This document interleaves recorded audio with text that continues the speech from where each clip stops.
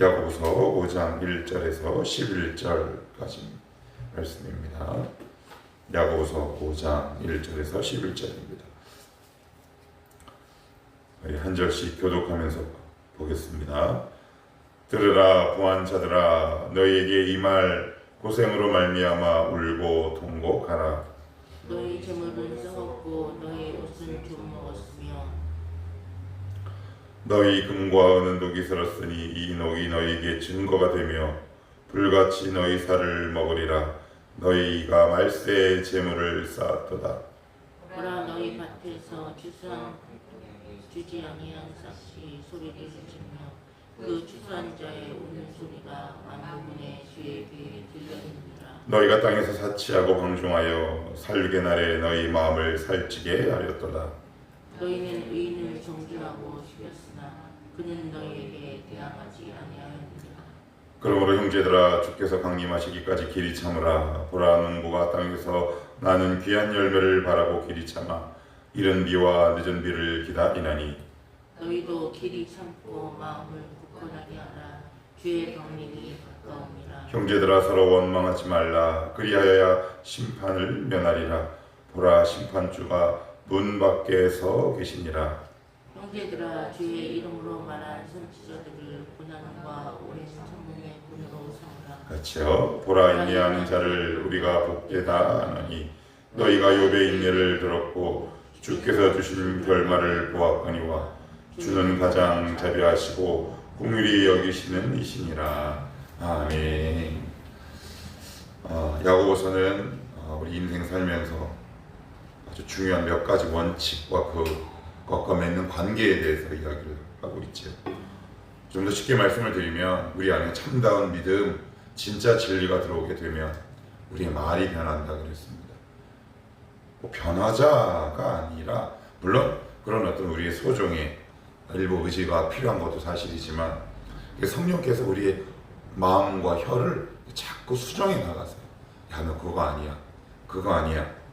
찔림 있게 하시고 때로는 아프게 하시고 때로는 애통하게 하셔서 우리 마음과 말을 계속해서 교정해 가신다. 또한 다투지 말라. 근데 이 다투는 이유는 난 너와 다르고 난 너보다 높아라는 인간의 교만과 우월감에서 비롯된 이런 인간의 궁극적 교만들을 하나님이 치유하시게 되는 거죠. 또한 재물이고요. 오늘은 마지막으로 어떤 부분이냐면 재물관이에요. 재물관. 우리가 생각하고 있는 재물관과 성경에서 말하는 이 돈에 관한 태도가 너무 다르다라고 얘기합니다. 오늘 야고보서는 마지막으로 이렇게 얘기하는 거죠. 너희 안에 정말 진짜 믿음이 있냐? 그러면 내가 이제부터 너희에게 재물관을 설명해 볼게. 네가 생각하고 있는 물질에 대한 이 관점과 성경에서 말하고 있는 관점이 같은가 다른가 한번 비교해봐 라는 것이 오늘 야고보의 마음이 아닐까 싶은데 1절부터 좀 무서운 말이 등장하는데 제가 읽어볼게요. 들으라 부한 자들아, 너희에게 이 말 고생으로 말미암아 울고 통곡하라. 너희 재물은 썩었고 너희 옷은 좀 먹었으며. 뭐 재물이 썩나요? 옷이 뭐 좀을 먹을 수 있겠습니까?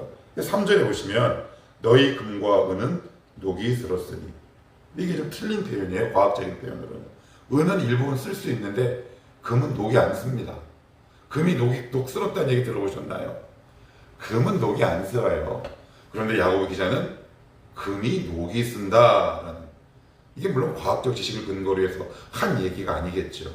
그러니까 우리가 금과 은은 재물을 상징하고 돈을 상징하는데, 그러니까 우리가 왜 이 재물과 돈을 모으느냐? 이게 녹슬지 않고 영원할 것 같다는 거죠. 이 세상에 영원한 게 뭐가 있나요? 하나님밖에 없죠.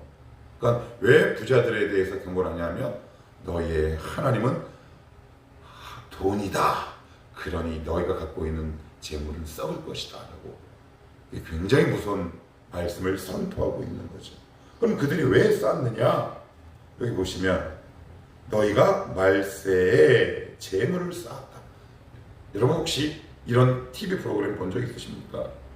제가 정확한 병명은 기억이 안 나는데 가끔 가다가 TV 프로그램 보시면 연로하시고 나이가 드신 분들이 쓰레기를 집안에 자꾸 쌓아놔요. 그래가지고 뭐 쓰레기차로 몇 톤을 꺼냈네. 저 이런 기사와 어떤 프로그램을 몇 번 본 적이 있어요. 왜 그렇게 쌓아놓을까요? 소중하기 때문에 쌓아놓아요. 우리가 재물을 왜 쌓아놓느냐? 이 세상에서 가장 가치 있고 좋은 거라고 생각해서 쌓아놓는 것이거든요. 그러니까 이 말은 뭐예요? 그에게 재물은 곧 하나님이에요. 그러니 그것을 가장 소중하게 여기며 살아갈 수밖에 없어요. 가장 가치 있는 것이다 라고 생각하는 거죠. 그러니 하나님을 제대로 만날 수 있겠습니까? 여러분, 재물이 하나님을 만나는데 얼마나 가림막이 되는지 아십니까? 부자들은 그렇게 얘기 안 하죠. 그런데 성경의 증언은 너무 다르다고 오늘 성경은 이야기합니다. 그리고 재물의 속성은 쌓는 것이 아니랍니다. 여기 보면 쌓다라는 동사를 사용하고 있어요. 그러니까 재물의 속성은 쌓는 것이 아니라, 자, 4절 같이 읽어봅니다. 시작. 보라, 너희 밭에서 추수한 품꾼에게 주지 아니한 삭시 소리 지르며 그 추수한 자의 우는 소리가 만군의 주의 귀에 들렸느니라. 그래요. 너희가 쌓아만 두었지 마땅히 베풀고 나눠야 할 그 재물이 있어야 할 자리에 갖다 두지 않았다라고 오늘 성경은 말하고 있습니다. 대가를, 그리고 임금을, 그리고 제대로 된 보수를 지급하지 않은 겁니다. 그래서 저는 교회 안에 하나님이 재물을 줘서 감사해. 저는 참 여러분들보다 현장에서 많이 보잖아요. 근데 제가 인정한 분은 그렇게 많지 않아요. 왜? 그들의 삶을 저는 듣거든요. 장로라고 하지만, 권사라고 하지만 그들이 어떻게 재물을 쌓게 되는지 저는 수많은 교인들의 증언을 통해 확인하거든요. 그런데 제대로 된 과정과 수단을 통해 들었느냐? 때로는 임금을 떼먹고, 때로는 제대로 된 건축지를 떼먹고, 때로는 공무원에게 뇌물을 주고, 그걸 어떻게 얘기하냐? 신방 가면 하나님이 복 주셨대요. 제가 아마 담임 목회자라면 욕을 했을 겁니다. 정말 쌍욕을 했을 것 같아요. 아마 야고보가 그 앞에 있었으면 아마 저주를 했을지 모릅니다. 여러분 기억하셔야 합니다. 재물은 쌓아두는 개념이 아닙니다. 끊임없이 유통하는 개념이에요. 그러니까 우리는 왜 자꾸 재물을 쌓아두는 개념으로 하느냐? 이것이 나를 지킬 수 있다라고 생각하기 때문에 그래요. 그러니까 우리는 사실 그리스도의 제자가 아닌지 모릅니다. 그래서 하나님이 어떤 공동체나 어떤 개인에게 은혜 주실 때 뭔가를 부족하게 하신다라는 생각 들어요. 우리가 그거 아니면 기도하겠습니까? 여러분, 통장 잔고가 10억, 20억, 30억 있는데 여러분 이 자리에 나와서 기도하시겠어요? 몇 명이나 기도하겠습니까? 몇 명이나 기도할까요? 뭔가 부족하고 연약하고 남들보다 치이는 것 같으니까 그나마 하나님 붙들려고 애쓰는 거 아닙니까? 우리 기억하는 겁니다. 성경에 관한, 성경에서 말하는 재물에 대한 가치관, 태도는 쌓는 개념이 아니다. 하나님 우리에게 맡겨주신 흘러보내야 될 유통의 개념이다. 우리가 늘 염두에 두고 살 수 있으면 좋을 것 같아요. 그래서 이런 간증이 좀 많았으면 좋겠어요. 하나님 나에게 이런 재물 주셨는데 이것을 나누게 하시니 감사합니다. 맨날 간증거리 얘기 들어보면 기도했더니, 예수 잘 믿었더니 복 받았다라고 얘기합니다. 그 예전에 한번 제가 성경 공부를 인도할 때 여러분 아닙니다 라고 얘기했더니 어떤 원사님이 눈이 시뻘겋셔가지고, 아니 아브라함도 보십시오, 부자였지 않습니까? 야곱도 보십시오, 부자였지 않습니까? 그래서 제가 이렇게 물어봤어요. 하나도 가지고 갈 수 있었나요? 그리고 두 번째, 그들의 재물을 한 신학자 칼빈은 천국에서 앞으로 성도가 누리게 될, 하나님과 함께 누리게 될 영광을 그림자적 의미로 표현한 겁니다 라고 제가 이렇게 말씀을 드렸는데, 몰라요. 뭐 이해 하나 안 하나 뭐 하든지 말든지. 중요한 건 재물을 쌓아두는 개념이 아니다. 재물은 끊임없이 유통하는 개념이다. 그리고 조심스러운 표현이지만 현대 사회 이 구조에서 부자가 됐다는 건 누군가의 손해를 나의 이익으로 치환한 거거든요. 정말 조심하셔야 돼요. 제가 어제 말씀을 준비하다가 제가 시사 다큐에 관심이 되게 많은데 프랑크푸르트, 캐나다, 디트로이트, 우리가 너무나 잘 알만한, 부러워할 만한 유럽이나 북중미의 그 도시들이 지금 점점 더 쇠락해요. 최근에 이슈가 되는 도시가 어디냐면 그 유명한 샌프란시스코예요. 거기는 지금 공동화 현상이 일어나서 마약과 펜타닐 그리고 노숙자가 기하급수적으로 늘어나요. 왜 그래요? 그들은 다 하나같이 홈리스예요. 홈리스. 집이 없어요. 그러니까 그 이야기는 중산층이 무너지고 양극화가 심화된다는 거죠. 신명기나 모세오경의 그 일관된 주제 가운데 보면 부자의 책임과 가난한 자를 돌보는 하나님의 계속되는 명령이 있어요. 왜 우리가 가난한 자를 돌봐야 하느냐? 왜 그를 중산층으로 끌고 가지 않으면 안 되느냐? 양극화가 돼버리면 반드시 그로 인해 폭동이나 반란이 일어날 수 있기 때문에 그래요. 여러분, 가난한 자들, 집이 없고 떠돌아다니는 자들의 눈빛을 본 적 있으십니까? 거기에 평안이 있을까요? 광기만 있을 뿐입니다. 우리 그리스도의 책임입니다. 하나님이 나에게 만약에 재물을 주셨다면 하나님 이것을 건강하고 거룩하게 나누는 하나님의 유통의 도구가 되게 하옵소서. 그렇게 살아내시기를 우리 교인뿐만 아니라 혹시 다른 교회 교인이 이 말씀을 듣는다면 그렇게 살아가시기를 축복합니다. 재물은 쌓는 개념이 아니다. 유통하는 개념이다. 성경은 말씀하고 있어요. 그리고 부자에 관해서 이렇게 얘기합니다. 너희가 땅에서 사치하고 방종하여 돈 모아서 뭐해요? 여러분, 예전에는 부자의 생활이 어떤지 잘 몰라요. 왜냐하면 제대로 된 인포메이션, 즉 정보가 없었던 시대예요. 그저 풍문에 풍문, 귀에 귀에. 그런데 지금은 여러분 유튜브, SNS 보면 뭐 금발치모, 그러니까 수많은 사람들의 동경의 대상이 되는 거죠.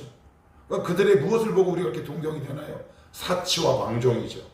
양옆에 아침부터 좀 음란한 표현이긴 하지만 풀장에 들어서 야한 몸매의 여자들을 껴안고 아니면 금 목걸이나 여러 가지 화려한 차를, 그러니까 우리 그들을 보면서 막 헐떡여요.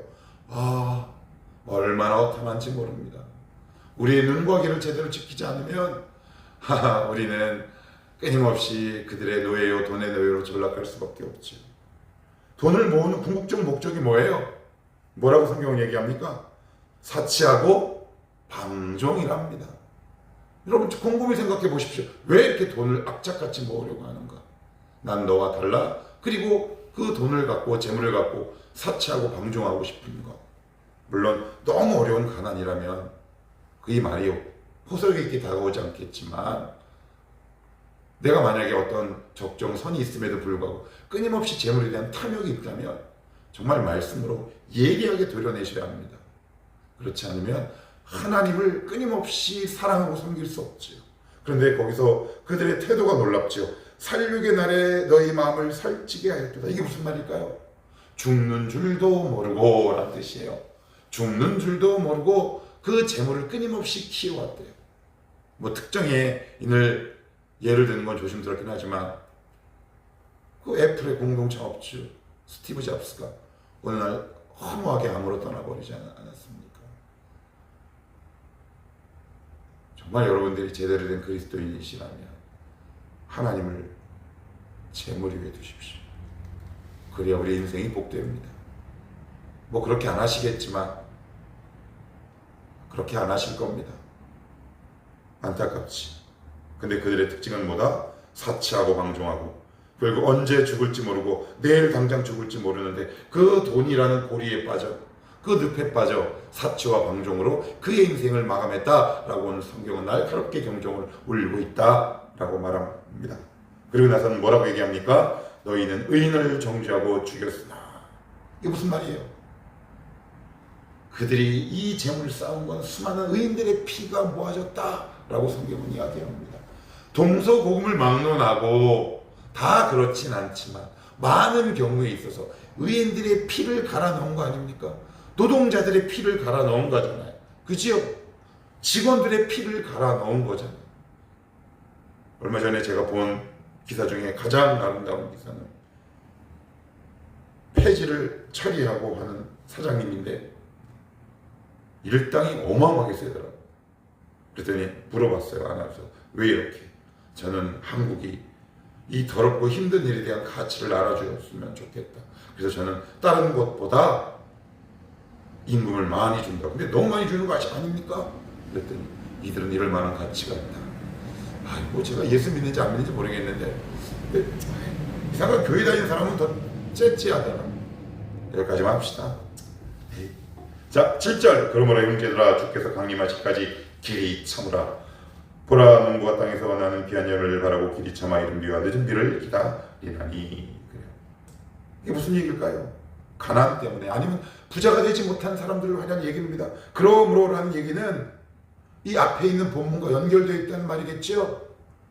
그건 사람이 가난하다 보면 힘들 수 있죠. 아니면 부자가 되지 못하거나. 그런데 거기에 대한 주님의 말씀은 주께서 강림하시기까지 길이 참으라. 물질적 어려움과 고난으로 인해 신앙을 하나님의 그 서 있는 신앙의 자리를 이탈하지 말라라고 얘기합니다. 여러분 고난이나 아니면 물질적 어려움이 계속되면 우리 사람이 또 연약하잖아요. 그 자리에 서 있는 게 되게 괴로울 수 있다는 말이죠. 그 일로 인해 떠나지 말라라고 얘기합니다. 그 자리를 딱 지키라고 얘기합니다. 왜요? 너희도 길이 참고 마음을 굳건하게 하라. 주의 강림이 가까우니라. 형제들아 서로 원망하지 말라. 그리하여야 심판을 면하리라. 보라 심판주가 문 밖에 서 계시느니라. 그래요. 여기 보면 형제들아 어떻게 해요? 서로. 그래요. 부자든 가난한 사람이든 서로 원망하지 말랍니다. 교회 공동체 안에서. 왜? 여기서 원망, 비방 이 모든 것들은 어떤 의미를 담고 있다? 고소, 고발의 의미를 담고 있다. 막 정죄하는 거죠. 그래서 이 말씀을 들은 어떤 성도는 이 말씀을 본인에게 잘 객관화시키고 육화시키면 좋은데 맞아. 성경에서 부자는 이렇게 얘기했지 하고 막 우리 교회 안에 있는 부자들을 정죄하다. 그런 말씀을 잘못 이해한 거다. 그렇게 오해할까봐 서로 비방하지 말라라고 성경은 말하고 있다. 10절 보시면 거기에 대한 대안으로 형제들아 주의 이름으로 말하는 선지자들의 고난과 오래 참음의 본으로 삼으라. 11절 같이 한번 봅시다. 시작. 보라 인내하는 자를 우리가 복되다 하나니 너희가 욥의 인내를 들었고 주께서 주신 결말을 보았거니와 주는 가장자비하시고 공의를 여기시는 이시니라. 우리 욥의 인내와 욥에게 주신 무엇을 보았다고요? 결말 찾아봅시다. 욥기 한번 찾아보자. 욥기 찾아봐요. 욥기를 한번 찾아봅니다. 욥시 되어 있습니다. 시편 바로 전에 있죠. 욥기 42장입니다. 자, 욥기 42장 10절부터 13절 시작. 욥이 그의 친구들을 위하여 기도할 때 여호와께서 욥의 본경을 돌이키시고 여호와께서 욥에게 이전 모든 소유보다 갑절이나 주신지라. 이에 그의 모든 형제와 자매와 이전에 알던 이들이 다 와서 그의 집에서 그와 함께 음식을 먹고 여호와께서 그에게 내리신 모든 재앙에 관하여 그를 위하여 슬퍼하며 위로하고 각각 캐시타 하나씩과 금고리 하나씩을 주었더니 여호와께서 욥의 말년에 욥에게 처음보다 더 복을 주시니 그가 양 14,000과 낙타 6,000과 소 1,000결이와 암낙이 1,000을 두었고 또 아들 7과 딸 3을 두었으며 처음 소유보다 딱 2배가 많아집니다. 하나님 그 믿음을 신실하게 지킨 자들 우리는 그의 결말을 아는 자다라고 얘기합니다. 제 아내가 저의 딸들이 하는 얘기가 있습니다. 아빠 또 봐? 그래 이게 무슨 얘기냐? 저는 제가 좋아하는 프로야구 난 이기면 하루에 한 5번 봅니다. 아니, 말씀을 이렇게 봐야 되는데 말씀은 한 번만 보고 그냥 2-3번 봅니다. 왜요? 결말을 알잖아요. 그러니까 결말을 아니까 즐겁게 감당할 수 있는 거예요. 우리는 이미 이긴 싸움을 싸워내는 성도입니다. 그래서 어려움과 가난 때문에 이 믿음의 자리를 여러분 이탈하지 마십시오. 누구의 결말을 우리는 보고 알았다? 욥의 결말. 우리 찾아왔습니다. 물론 이 땅에서 주실 수도 있고 하늘에서 더 큰 상품으로 주실 수도 있어요. 어떤 분들은 이렇게 해석하더라고요. 이건 하늘에서 우리가. 그런데 누가복음에 보면 주님이 이렇게 말씀하셨어요. 너희가 이 땅에서도 받고 이렇게 표현이 나옵니다. 그러니까 이 땅에서 받을 부분이 있다면 하나님께서 주시는데 그건 누구의 주권이다? 하나님의 주권.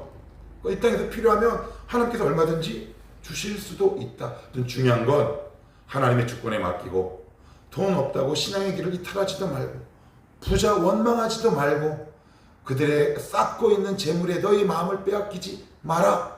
재물에 대한 태도를 얘기하고 있습니다. 마지막 11절 읽습니다. 시작. 보라, 인내하는 자를 우리가 복되다 하나니 너희가 욥의 인내를 들었고 주께서 주신 결말을 보았거니와 주는 가장 자비하시고 긍휼히 여기시는 이시니라.